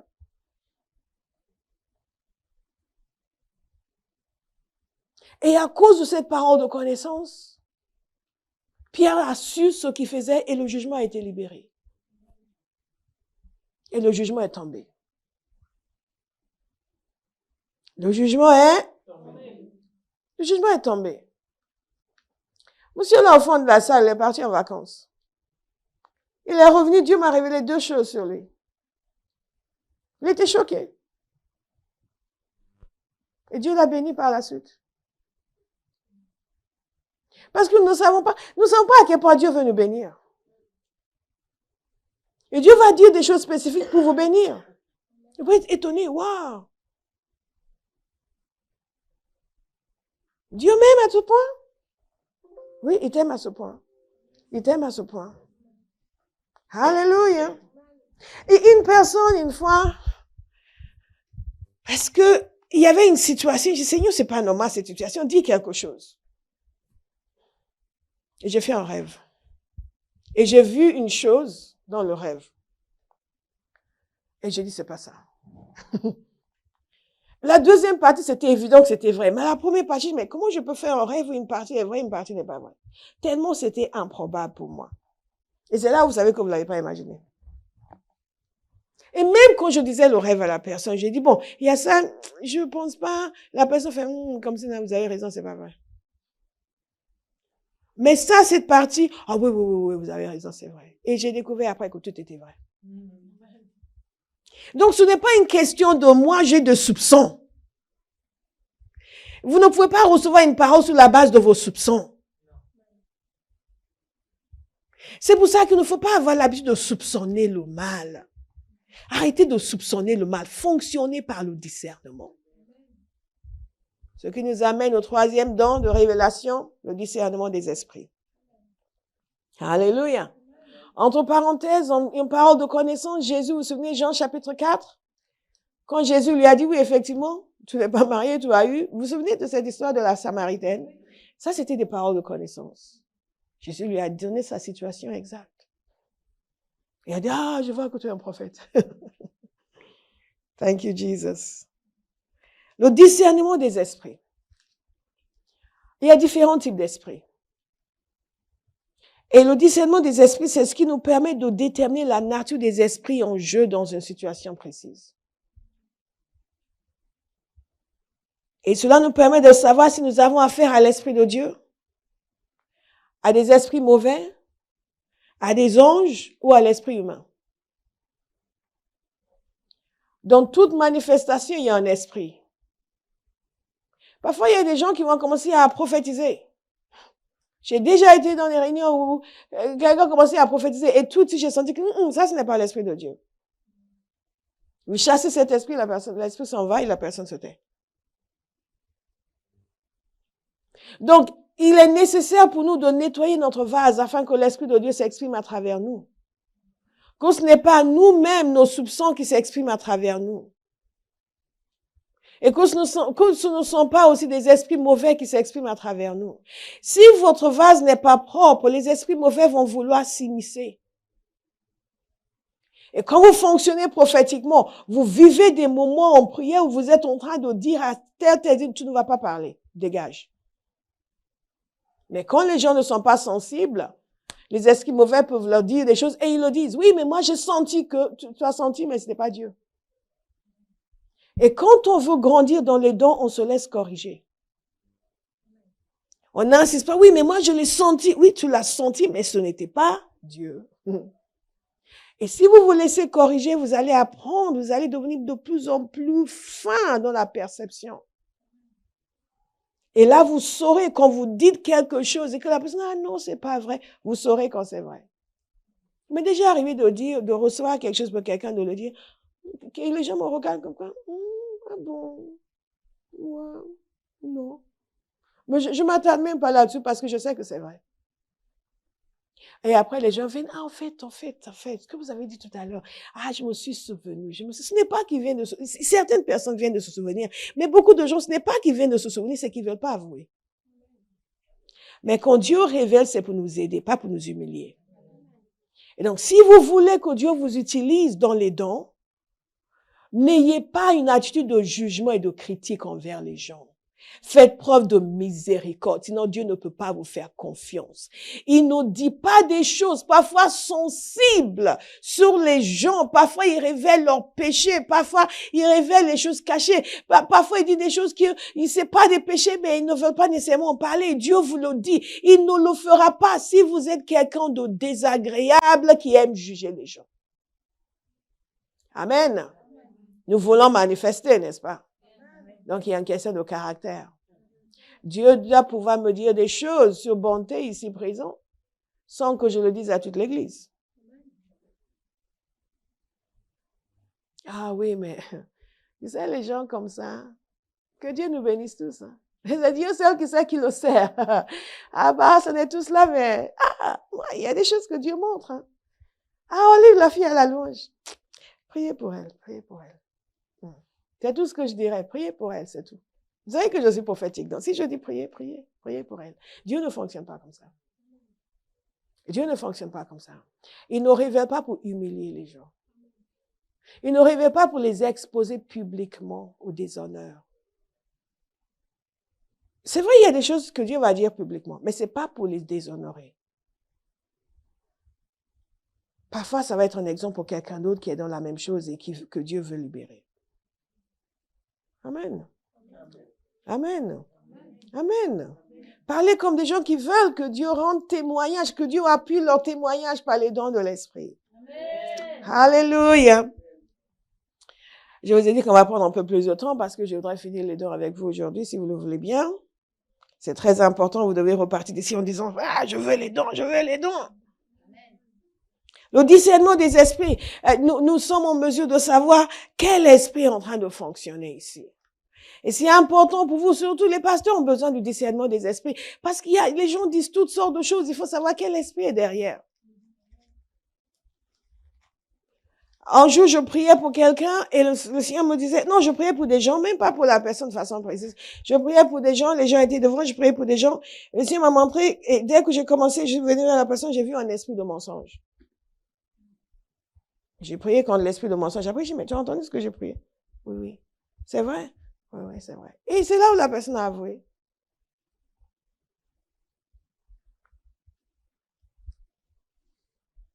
Parfois, c'est une habitude, c'est quelque chose que les gens entretiennent. Parfois, c'est quelque chose qui vient sur quelqu'un pour l'attaquer. Vous suivez? Vous pouvez être attaqué par un esprit de mensonge. Vous savez pas pourquoi tout d'un coup les gens vous disent quelque chose et vous répétez un mensonge. Mais pourquoi j'ai dit ça? Ça, c'est une attaque. Mais si c'est un fonctionnement habituel, vous aimez, mais je vais leur dire ça. Mais je vais leur dire ça. Et ça devient, et il y a une sorte de, vous êtes installé dans ce fonctionnement. Non seulement il y a la chair, mais il y a aussi un démon derrière. Vous avez accueilli un démon. Non, mais je vais leur dire ça. Il y a des gens qui font ça. Ils communiquent même cet esprit à leurs enfants. Non, dis-leur ceci. Ils disent à leurs enfants de mentir. Ne faites pas ça. Hein. Ne faites pas ça. Le discernement des esprits, c'est lorsque l'apôtre Paul était à Philippe. Vous vous souvenez? Il était en train de prêcher. Et cette petite fille, cette jeune fille qui le suivait partout, qui dit, ces hommes sont les serviteurs du Très-Haut. Ils sont venus vous apporter des paroles par lesquelles vous allez être sauvés. Mais c'était de bonnes choses qu'elle disait, n'est-ce pas? Elle les suivait partout. Et dans cette ville, la fille était connue parce qu'elle avait un esprit de divination. Donc, les gens la connaissaient pour quelqu'un qui disait des choses vraies. Ça aurait pu être un atout pour leur ministère. Qu'elle est valide, que tous les gens qui savent que cette fille est voix, elle leur dit, ça c'est des serviteurs du Très-Haut. Elle n'a pas dit c'est des sorciers. Mais Paul parle au discernement des esprits, il a vu l'esprit qui était derrière. En dépit du fait que ce qu'elle dit est positif, l'esprit qui est derrière n'est pas de Dieu. Et il a chassé l'esprit. Il a eu des problèmes. Parce que la divination étant partie, les gens qui utilisaient la fille pour gagner de l'argent étaient furieux. Ne pensez pas que quand vous allez manifester les dons, tout le monde sera content. Mais c'est pas ça l'objectif, c'est que Jésus doit être glorifié. Alléluia. On va essayer d'accélérer. Vous en voulez plus? Dites oui pour que je puisse continuer. Dites oui. Les dons de puissance. Le don de la foi. C'est extraordinaire. À un autre, la foi par le même esprit. À un autre, le don des guérisons par le même esprit. À un autre, le don d'opérer des miracles. Ces 3 dons sont considérés comme des dons de puissance. Et c'est intéressant parce que par ces dons, la puissance de Dieu est libérée de façon précise pour agir sur une situation. Le don de la foi, pourquoi? Nous avons tous la foi ordinaire, la foi normale. Nous avons tous cette foi-là. Nous avons la foi pour être sauvés. Nous avons la foi dans notre vie de tous les jours. Mais il y a de temps en temps, par le Saint-Esprit, une communication d'une foi surnaturelle. Et ce don de la foi est quelque chose qui ne dépend que de Dieu. Vous n'avez rien à faire. Ce n'est pas vous qui faites quelque chose pour l'avoir. Et cette foi vous est communiquée de façon surnaturelle. Et tout d'un coup, vous êtes face à une situation qui normalement serait impossible, mais vous êtes convaincu. Vous êtes convaincu que ça va changer. Et ce don de la foi est nécessaire dans certaines situations parce qu'en réalité, la situation est impossible. Mais vous êtes là, vous dites non, ça va changer. Lorsque Moïse a levé sa main devant la mer Rouge, le miracle s'est opéré et ils ont traversé. Ça, c'était le don de la foi. Communiquer à Moïse et à tout le peuple. Parce que même si la mer s'ouvre, ce n'est pas une raison pour avoir l'audace de traverser. Et ce peuple qui avait l'habitude de se plaindre et de rouspéter, ils ont traversé. Il ne nous a pas dit que certains disent, nous, on ne passe pas. Ils ont traversé. Smith Wigglesworth raconte une histoire d'une jeune femme qui était dans un état où elle était complètement perdue. Elle était habitée par des démons, elle avait des crises de folie. Et son mari était désespéré. Il pensait que si elle voyait leur bébé, ça allait la toucher, rien. Et lui, il demandait s'ils avaient demandé la prière. Le mari l'a regardé pour dire, je pense qu'on en est encore là. Vous savez, quand les gens ont tout essayé, et vous venez pour dire, on va prier. Parfois, ils vous regardent même avec pitié. D'ici, celui-là sait de quoi il parle. Parce qu'il était fatigué. Il a dit qu'il y avait une jeune femme qui était là, elle aussi, elle a souri, elle est sortie de genre. Franchement, dis-nous quelque chose d'intéressant.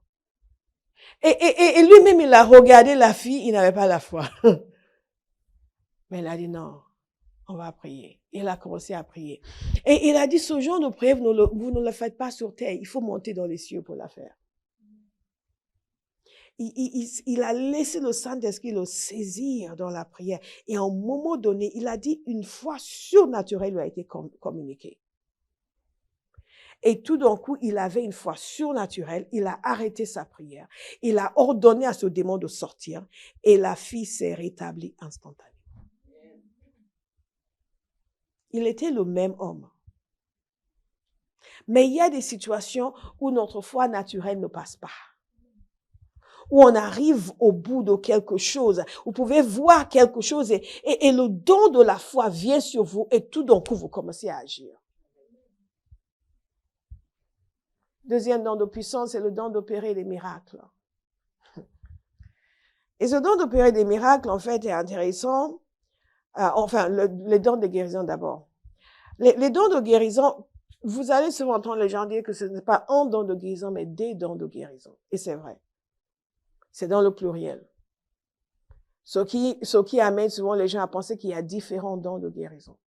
Que c'est peut-être que les gens reçoivent des dons pour différents types de maladies. Nous n'avons pas plus de détails que ça. Ce que nous savons, c'est que c'est des dons de guérison. Mais ce qu'il faut noter, ce qui est intéressant concernant ce mot guérison, c'est que c'est le même mot qu'on utilise pour traitement médical.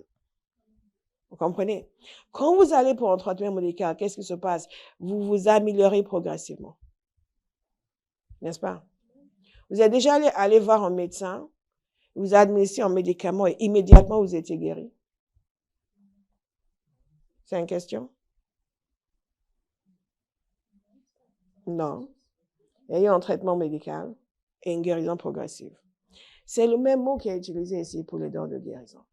Ce qui nous fait comprendre que dans certaines manifestations de ce don, la guérison est progressive. Et c'est important de le comprendre. Parce que les gens, parfois, quand la manifestation de guérison n'est pas immédiate, ils pensent qu'ils ne sont pas guéris. Donc, ils arrêtent de croire. Souvenez-vous des lépreux que Jésus a envoyés pour aller se présenter. Quand ils ont quitté Jésus, ils n'étaient pas guéris, entre guillemets. Ils avaient toujours les symptômes de la maladie, mais ils ont obéi.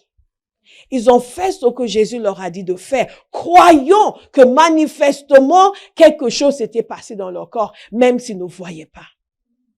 Et sur le chemin, ils ont vu les symptômes disparus. Il y en a un qui est revenu pour dire merci. Si vous voulez que Dieu vous utilise dans les dons de guérison, vous ne devez pas être affecté par ce que vous voyez. Vous priez pour quelqu'un. La personne a l'air de ne pas être guérie. Ne dites pas, oh Seigneur, pourquoi tu ne l'as pas guéri? Croyez que la puissance a été libérée. Alléluia. Et que le rétablissement va se faire.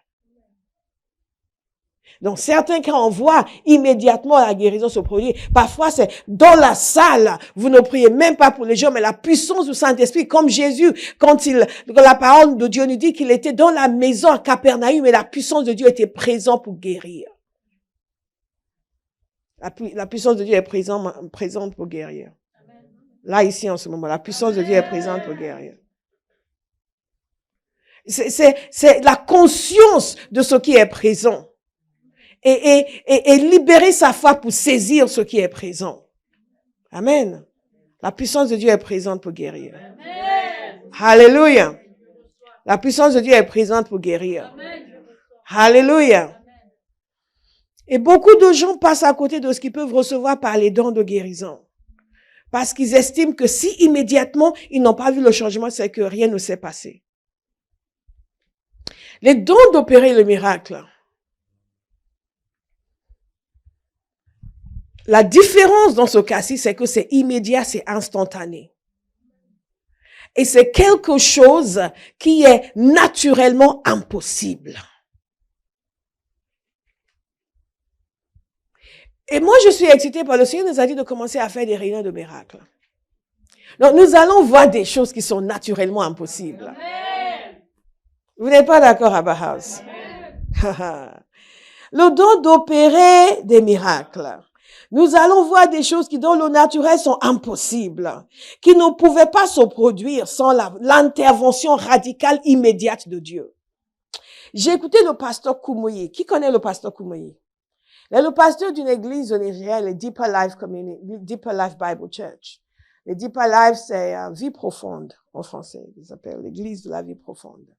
Ils sont aussi dans le monde entier. Un homme d'une grande carrure.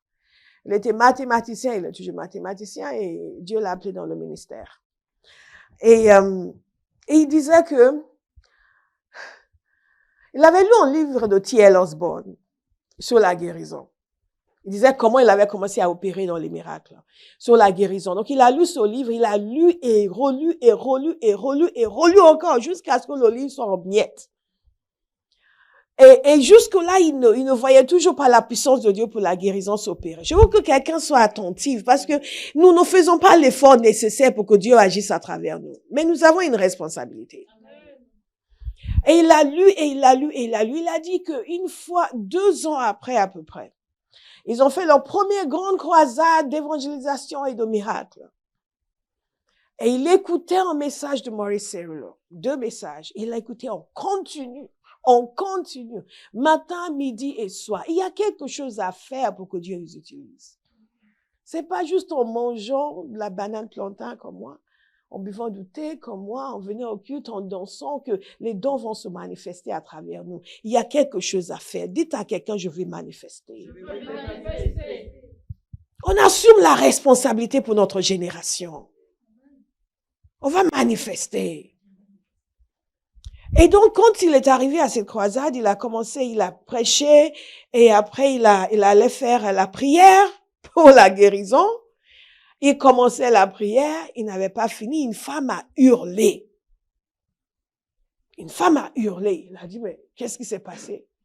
Et ce qui s'est passé, c'est qu'elle était venue avec son fils. Et son fils avait une jambe où il n'y avait pas d'os. En d'autres termes, c'était juste comme une espèce de plastique, sa jambe. Et il prenait sa jambe, il l'enrôlait autour d'un bâton qui lui servait d'appui. Il avait une jambe normale et une jambe où il n'y avait pas d'os. Vous comprenez? Donc, c'était juste de la chair. Donc, il pouvait la prendre et l'enrôler autour du bâton. Et tout d'un coup, cette femme a vu son fils dérouler sa jambe, non, elle a vu son fils debout, sans son bâton. En d'autres termes, Dieu a créé l'os dans sa jambe. Et il était debout, comme ça. Il n'avait pas fini de prier. Dites à quelqu'un, je vais manifester. Je vais manifester. Il n'avait pas fini de prier. Pour tous ceux qui pensent que je dois être un grand personnage. Non, on doit juste s'investir. On doit juste accepter notre responsabilité. On doit juste décider qu'on va pas être inutile. On doit juste décider qu'on ne va pas vivre que pour notre ventre. On doit juste décider que notre famille va sentir le fait que nous sommes chrétiens. On doit juste décider que notre entourage va sentir le fait que nous sommes nés de Dieu. On doit juste décider que partout où nous allons, quelque chose va changer du fait de notre présence parce que Dieu va valider notre témoignage.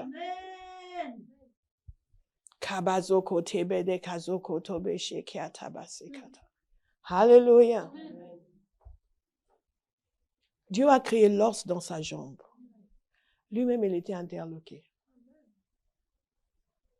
Parfois, nous regardons les gens, nous disons, waouh, comment ils peuvent faire ces choses? Comment ceci? Nous avions avec nous notre bien-aimée Fanny, elle était venue me saluer à la fin du culte. Elle a dit, je dors toujours bien. Elle a dit, je dors tellement bien maintenant que, elle dit, avant, je comprenais pas quand les gens se plaignaient, quelqu'un les a dérangés, ils n'ont dormi que quelques heures, parce qu'elle, elle dormait pas du tout. Pendant 30 ans.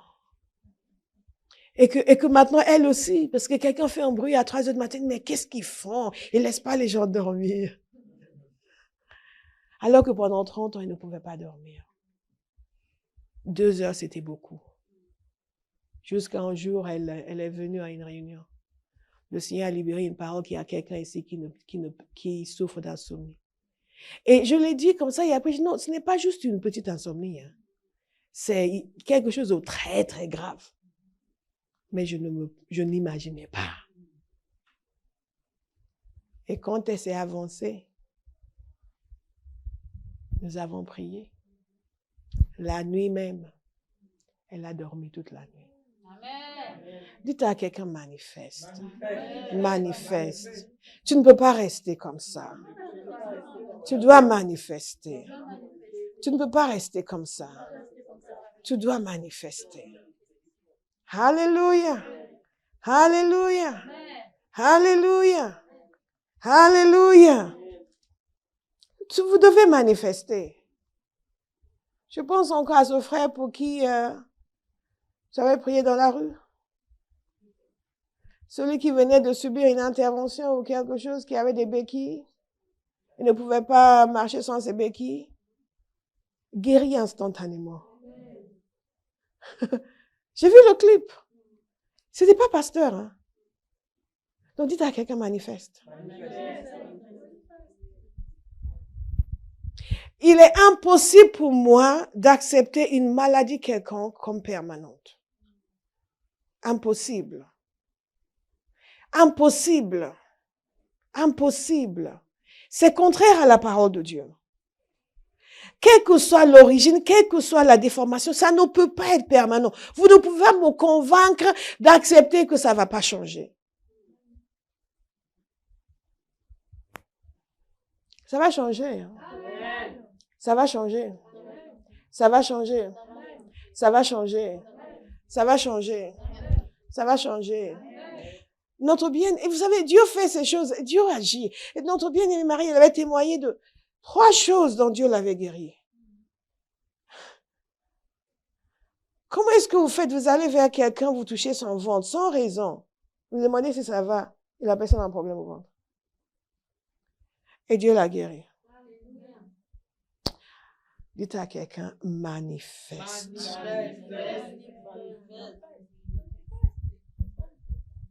On ne peut pas fêter la Pentecôte, on dit, viens Saint-Esprit, viens par ton feu, et on rentre et on reste le même. Non. Non. Non. Mais les miracles vont au-delà des guérisons. Nous avons vu la traversée de la mer Rouge. Ça, c'est un miracle. Et en général, quand on parle de miracles, c'est des miracles c'est des guérisons créatives. Il y a un jeune homme pour qui on a prié. Tu te souviens de ce jeune homme qui était athlète, qui était sportif et qui avait un problème à sa jambe? Tu te souviens de ce jeune homme? C'était impossible. Il ne pouvait plus plier sa jambe. C'était impossible. C'était des dommages structurels.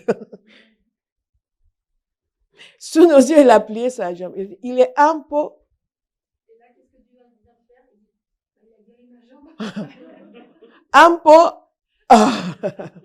Dites manifeste. Manifeste. Manifeste. Manifeste. Dieu veut des gens qui vont oser lui faire confiance.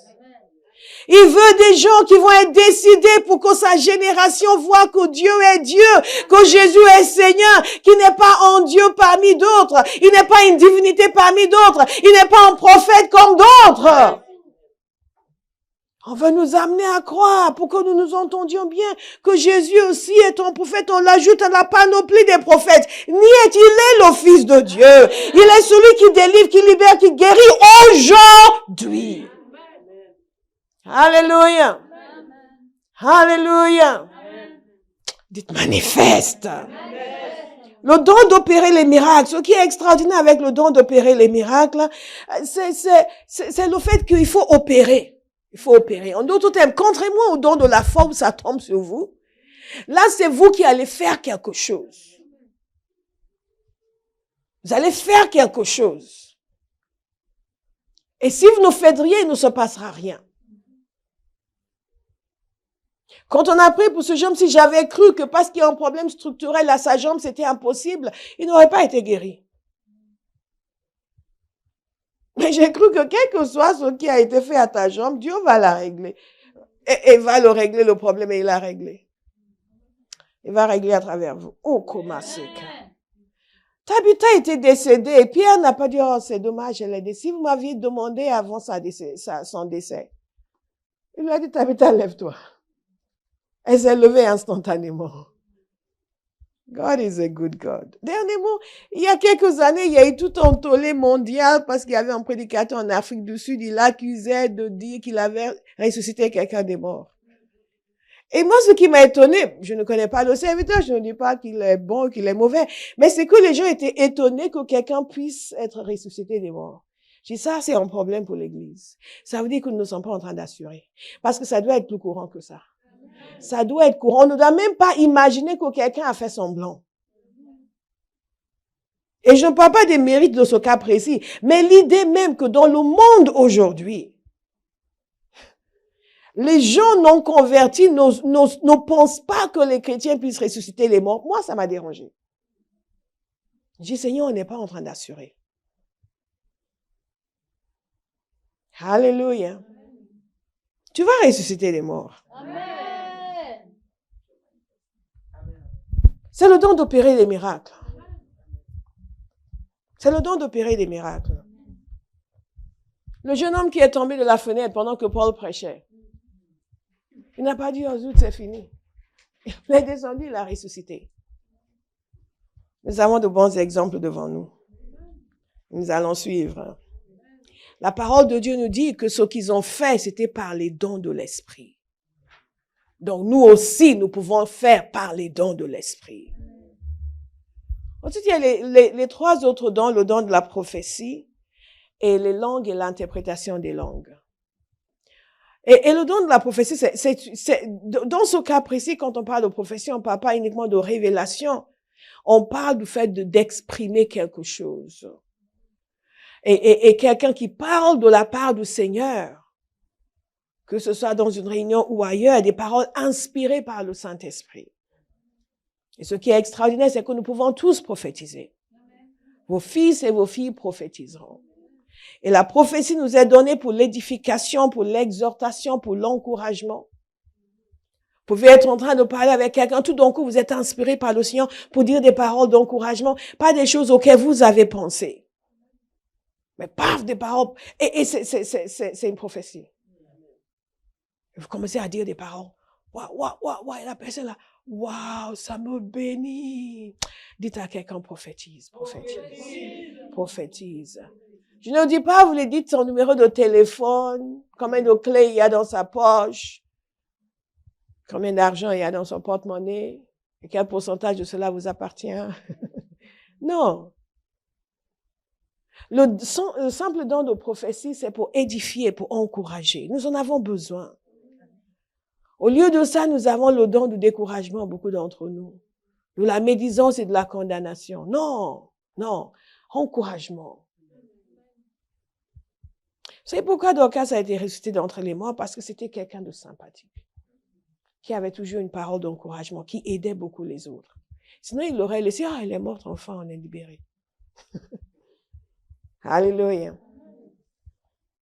Donc, ne méprisez pas, la parole de Dieu nous dit de ne pas mépriser la prophétie, mais de tester et de retenir ce qui est bon. Le principe de base, c'est de toujours tester les esprits. Et ne laissez pas tout le monde venir vous dire, oui, le Seigneur, je vois le Seigneur me dire que tu dois faire ça. Non, non, non. Tout ce qui est directive, niet. Si vous n'avez pas confiance dans la personne, si vous ne voyez pas que la personne est réellement utilisée par Dieu, validée par vos autorités spirituelles, ne laissez personne vous donner une parole directive. Lui, tu ne dois pas l'épouser, c'est lui que tu dois épouser. Non. Non. J'ai déjà vu des catastrophes de mariage. Les gens disent, oui, mais ils m'ont dit que c'est lui. Et c'est qui le il? Le Saint-Esprit a dit que c'est lui. Non, mais il y a des gens qui ont prié avec moi, qui ont dit qu'ils ont senti que c'est lui. Faux. C'est vous qui devez sentir que c'est lui. Parce que c'est vous qui allez vivre avec lui. Alléluia. Même dans le ministère prophétique, je m'abstiens de dire aux gens avec qui ils doivent se marier. Des fois, je vois très clairement, sauf quand je sais que c'est une catastrophe. Là, je leur dis, bien aimé, ah, ça va chauffer. Mais même là, vous ne pouvez pas imposer. Chacun doit faire son choix. Donc, manifeste. Nous apprenons à écouter la voix du Saint-Esprit. Nous apprenons à écouter la voix du Saint-Esprit. Et par ailleurs, quand les gens se convertissent, je vais dire quelque chose avec lequel beaucoup ne seront pas d'accord, mais ce n'est pas grave. Ce n'est pas parce que vous vivez avec quelqu'un au moment où vous êtes converti que vous devez vous marier avec la personne.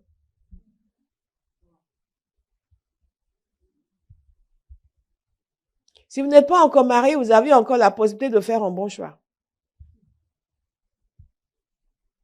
Dans certains cas, c'est la bonne personne. Dans certains cas, ce n'est pas la bonne personne. Et vous êtes venu à Christ. La parole de Dieu est claire. Si vous êtes marié, ne divorcez pas. D'accord? Juste parce que la personne n'est pas convertie. Dieu peut vous utiliser. Je n'ai pas dit d'aller épouser quelqu'un qui n'est pas converti. J'ai dit, si vous êtes déjà marié, que vous vous convertissez, parce que vous allez voir des gens qui vont dire, ah non, Pasteur Bola a dit, on peut épouser n'importe qui, on va le convertir. Niet. Je vous déconseille vivement d'ailleurs, la parole de Dieu est contre le fait d'aller vous marier avec quelqu'un qui n'est pas converti alors que vous êtes converti.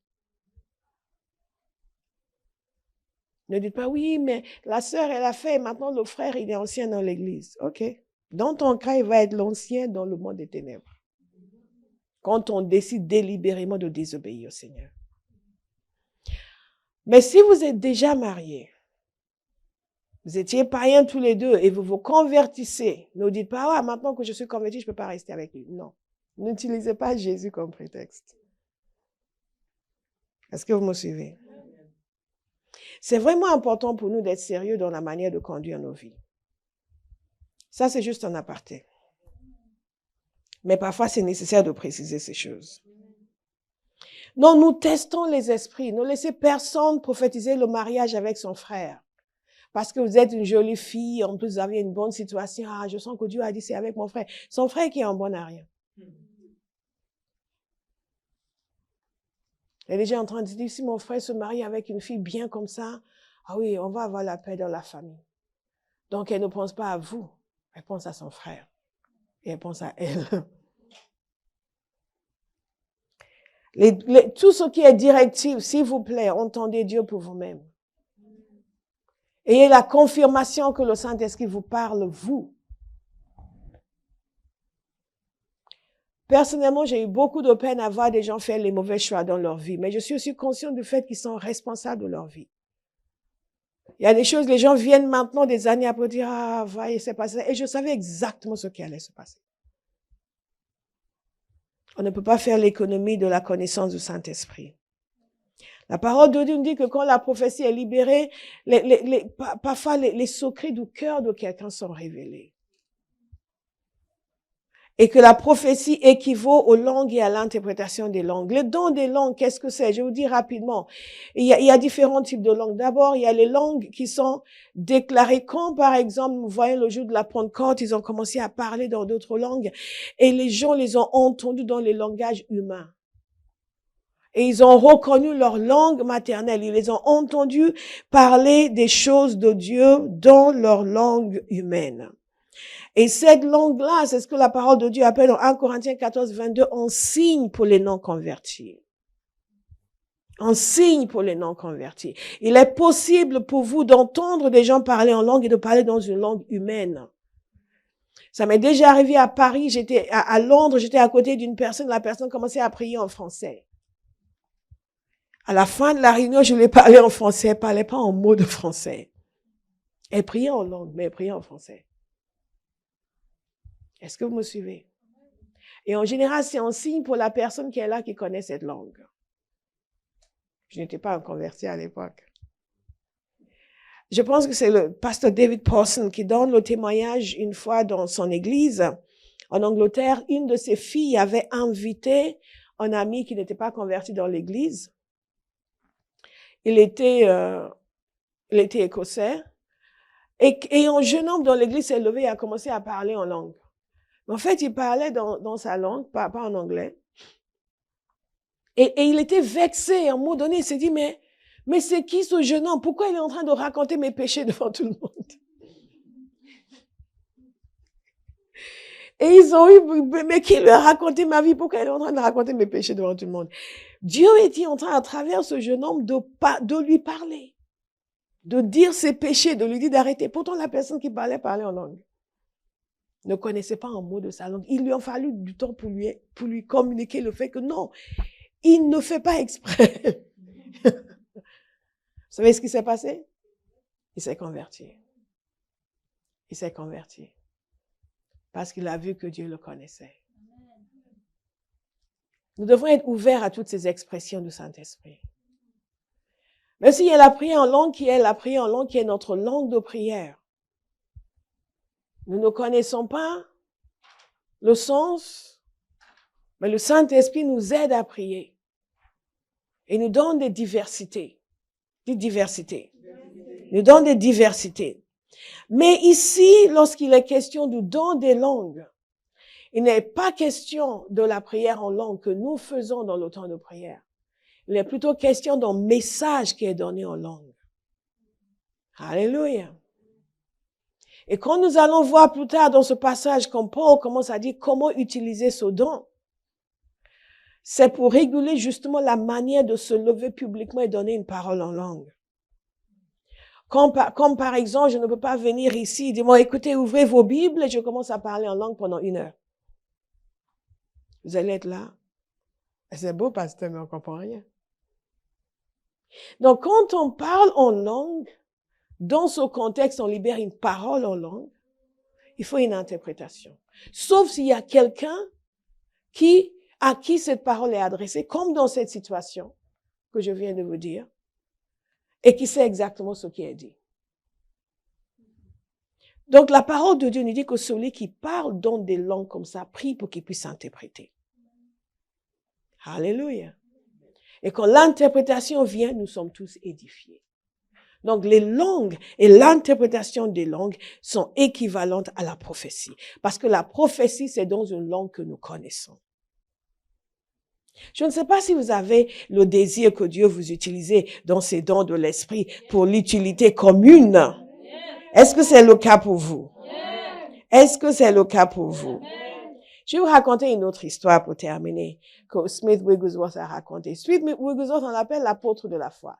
Il avait un ministère où il manifestait les dons de l'esprit de façon extraordinaire. Mais il fonctionnait aussi à une époque où beaucoup de gens n'y croyaient pas. Et il a dit qu'un jour, il y a un certain serviteur de Dieu à qui on a recommandé de venir le voir parce que ce serviteur de Dieu, il n'en pouvait plus. Il était las de la vie, du ministère, etc. Mais certains lui ont dit, tu vas aller voir ces gens-là, c'est des gens qui parlent en langue, c'est des gens bizarres. Donc, il est venu avec tous ses a priori. Et Wigglesworth nous raconte que il est arrivé le soir, il a parlé non-stop. Le lendemain, il a parlé non-stop.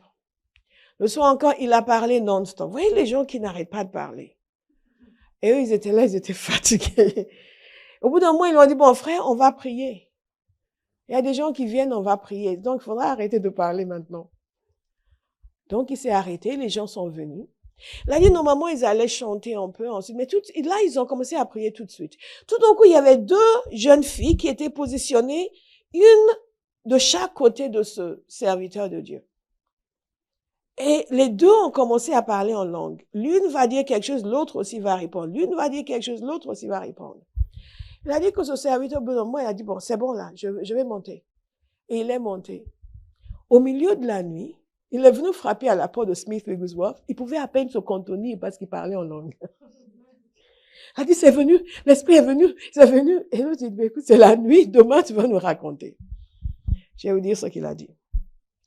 Il a dit le lendemain matin, il est venu au petit déjeuner. Il a dit, quelle nuit merveilleuse. Il a dit, vous savez, je connais le grec et le hébreu. Et ces deux jeunes femmes parlaient dans ces langues. L'une disait en grec, mets ta vie en ordre devant Dieu. Et l'autre disait la même chose en hébreu. Mets ta vie en ordre devant Dieu. Il a dit, je savais que Dieu était en train de me parler. Je savais que c'était pas elle. Et j'avais d'abord besoin de me repentir. Je suis arrivée ici comme un non-croyant. Mais j'ai trouvé que Dieu était ici. Et dans la nuit, Dieu m'a mis par terre pendant 2 heures. Je ne pouvais rien. Et Dieu a réussi à me briser. Et là, j'ai commencé à parler en langue. Et elle dit, là, il a commencé à parler en langue. Là, à la table du petit déjeuner. Il y a des choses extraordinaires en Dieu, bien-aimé. Et notre génération, nous avons goûté si peu, parce que nous sommes obsédés par des choses matérielles. La vie en esprit est tellement extraordinaire. Ces choses sont normales pour un enfant de Dieu. C'est notre héritage. Dieu veut aider les gens. Dieu veut valider notre témoignage. Mais nous devons lui offrir nos vies pour qu'il puisse nous transformer et parler par nous. Et il y a des gens qui pensent que Dieu n'a rien d'autre à faire que de lutter avec eux pendant toute leur vie. Toute leur vie chrétienne, c'est lutter avec Dieu. Oui, mais Seigneur, je ne peux pas. Oui, mais Seigneur, je ne veux pas. Oui, mais Seigneur, toute leur vie. Ils pensent qu'ils sont le projet unique de Dieu. Il n'a rien d'autre à faire que de passer son temps à les convaincre, à les cajoler. Il est temps de mettre nos vies à sa disposition. Cet homme est venu. Tout le temps qu'il était avec Smith Wigglesworth, il n'a pas arrêté de le bassiner. Mais ces deux jeunes femmes qui ne le connaissaient pas, chacune d'un côté, sans même savoir ce qui se passait, le Saint-Esprit a pu les utiliser. L'une parlait en grec, l'une parlait en hébreu, deux petites anglaises. Et disait exactement ce qu'il avait besoin d'entendre. Qu'il mette sa vie en ordre devant Dieu. Et qu'est-ce qui s'est passé? C'est pour ça qu'il a dit qu'il allait monter. On pouvait se dire, il en a marre de la réunion de prière. Non. Il est monté, il est allé se repentir. Et la puissance de Dieu est venue sur lui. Dites à quelqu'un, manifeste. S'il te plaît, manifeste. Ta génération t'attend. Nous allons remercier le Seigneur.